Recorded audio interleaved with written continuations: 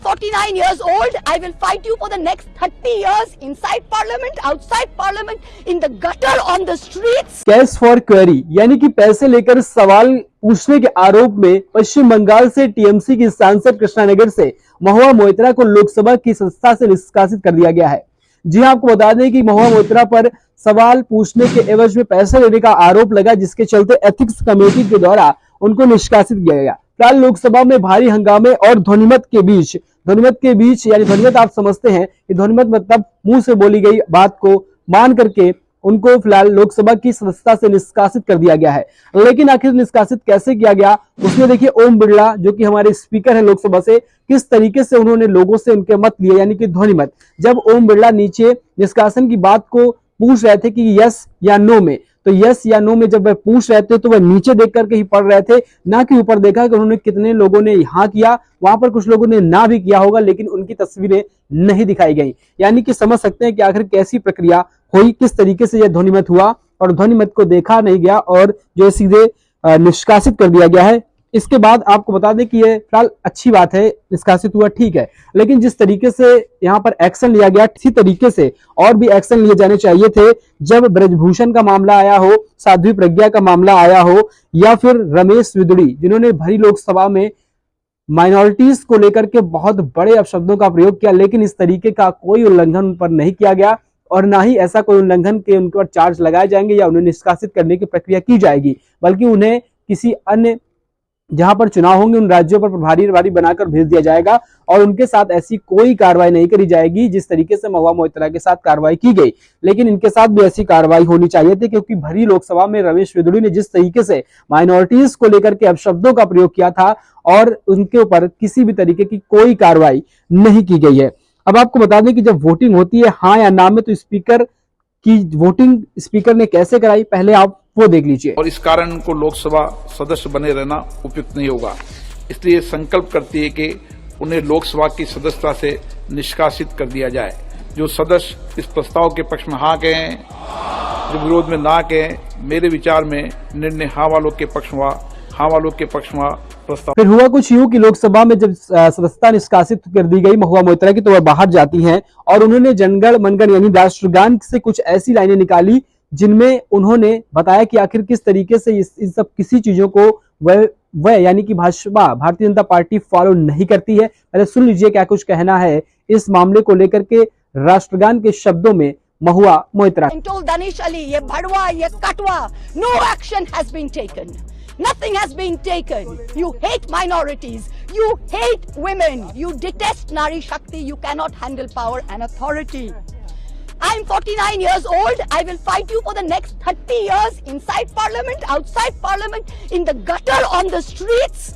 আদিম হিংস্র মানবিকতার যদি আমি কেউ হই, স্বজন হারানো শ্মশানে তোদের চিতা আমি তুলবই। We will see the end of you. Do not wonder. Punjab, Sindh, Gujarat, Maratha, Dravida, Utkala, Bongo. You don't have the Punjab. Sindh is not ours. Dravid is not yours. Utkal is not yours. Bongo is not yours. Where do you think you're going to rule us? Where do you think you get this brute majority from? The Ethics Committee has no power to expel. You have assumed the powers of a quasi-judicial authority and imposed a penalty on me that you have no power to do. You have disregarded due process, proportionality, and abused every tenet. This is the beginning of your end. जब नाश मनुष्य पर छाता है तो पहले विवेक मर जाता है. We're going to come back and we're going to see the end of you.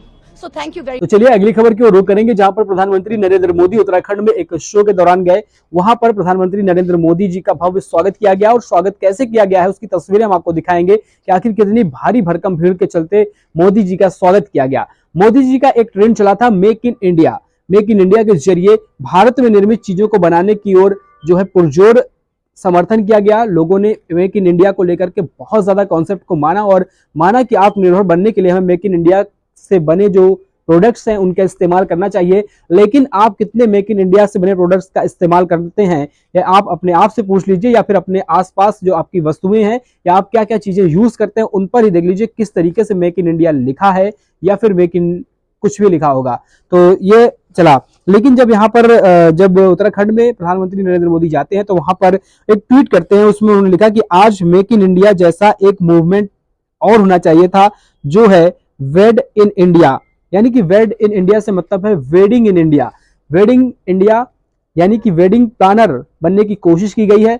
अब आप समझ सकते हैं कि आखिर कौन वेडिंग यानी शादियों पर पुरजोर जोर दे रहा है, शादी को। आखिर प्रधानमंत्री नरेंद्र मोदी ने खुद अपनी पत्नी को छोड़ रखा है, किसी से नहीं छुपा है, और आज वो शादियों पर जो है भाषण दे रहे हैं। आप समझ सकते हैं कि आखिर कैसे क्या है। पहले उनका भाषण सुनिए, उन्होंने क्या कहा शादियों को लेकर। हमारे यहाँ माना जाता है, कहा जाता है, जो शादी होती है ना, वो जोड़े ईश्वर बनाता है, ईश्वर तय करता है जोड़ा। मैं समझ नहीं पा रहा हूं, जोड़े जब ईश्वर बना रहा है तो जोड़ा अपने जीवन की यात्रा उस ईश्वर के चरणों में आने के बजाय विदेश में जाकर के क्यों करता है? सुना आपने किस तरीके से प्रधानमंत्री नरेंद्र मोदी ने शादियों को लेकर बताया कि आखिर वेड इन इंडिया भी एक कॉन्सेप्ट चलना चाहिए, यानी कि एक जो है वो चलना चाहिए जिससे लोग वेडिंग की ओर ध्यान दें, यानी कि शादियों पर ज्ञान आखिर दे कौन रहा है, यह सोचने की जरूरत है। यह प्रधानमंत्री हमारे वो हैं जो उन्होंने खुद अपनी पत्नी को छोड़ रखा है और वही हमें शादियों पर ज्ञान देते हुए नजर आ रहे हैं। फिलहाल प्रधानमंत्री की शादियों पर ज्ञान को लेकर आप क्या सोचते हैं, हमें कमेंट बॉक्स में जरूर बताएं।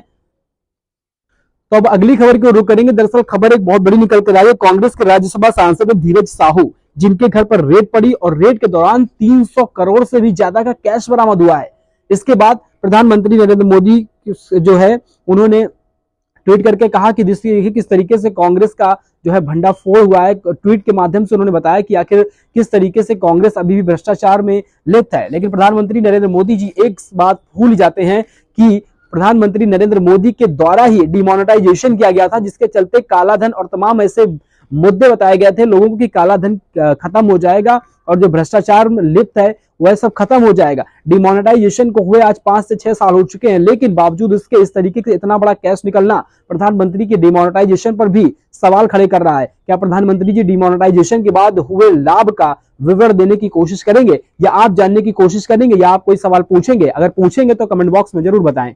अब एक और बड़ी खबर की ओर आपका ध्यान आकर्षण कराएंगे। दरअसल रेल मंत्री है अश्विनी वैष्णव, उनका कहना है कि 2 करोड़ नौकरी मिल रही है। अब ये कौन से डेटा के बिहाव पर बोल रहे हैं, या फिलहाल सोचने वाली बात होगी। आप भी सोचिएगा कि आखिर 2 करोड़ नौकरियां कहां मिल रही हैं।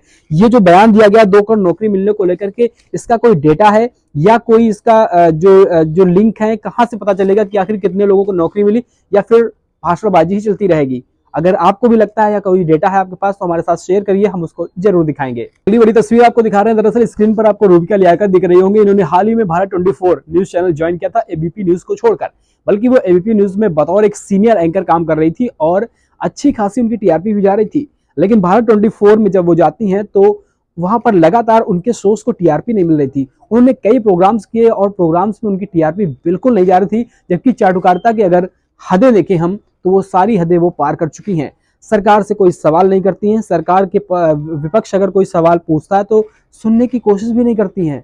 और आज भारत 24 से रूबिका लियाकत निकाली गई हैं या उन्होंने इस्तीफा दिया। तमाम ऐसी चीजें क्या हुई हैं ये फिलहाल हम नहीं क्लियर कर पाए हैं, क्योंकि अभी पता नहीं चल पाया है फिलहाल रिजाइन दिया है या क्या किया है। लेकिन जब इतने बड़े पत्रकार जो चाटुकारिता की सारी हदें पार करने के बावजूद इनकी नौकरी खतरे में है, तो हम युवाओं का क्या होगा, आगे हम जैसे यूट्यूबर्स का क्या होगा, या आने वाले जो वो है युवा उनका सबका क्या होगा जिन्हें नौकरी नहीं मिलेगी। फिलहाल क्या सोचते हैं रूबिका लियाकत के इस स्टेटमेंट को लेकर के या इस्तीफे को लेकर, कमेंट बॉक्स में जरूर बताएं।